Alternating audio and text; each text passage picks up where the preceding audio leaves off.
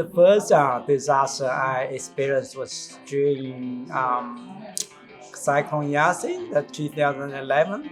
It's not very long after I moved to Australia. It was totally new experience for me to have to deal with how to cope with the disaster. I didn't really have much information back to then because I had never experienced such kind of disaster when I was in China. So it was something I never really expected, like the preparation of food, electricity, communication. We also ran takeaway as well back to 2011.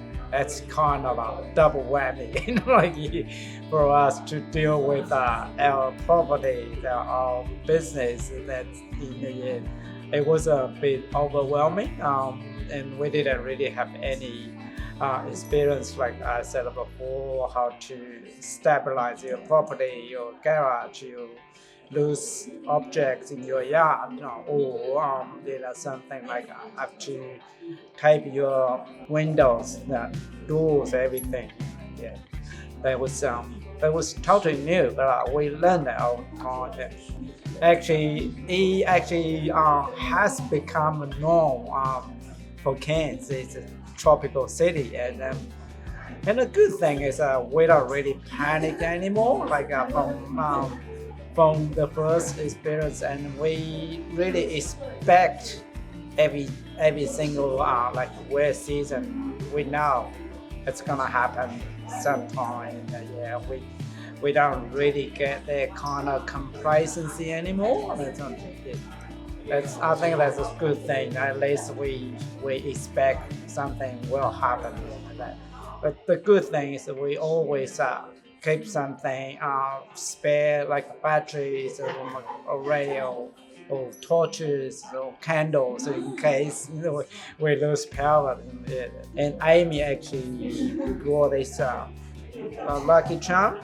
It's got a Buddha in it, if you can see that. Yeah, people just hang it on their door. It just means lucky, when wish me luck. Previously, I never thought about these communities actually need special help from the government.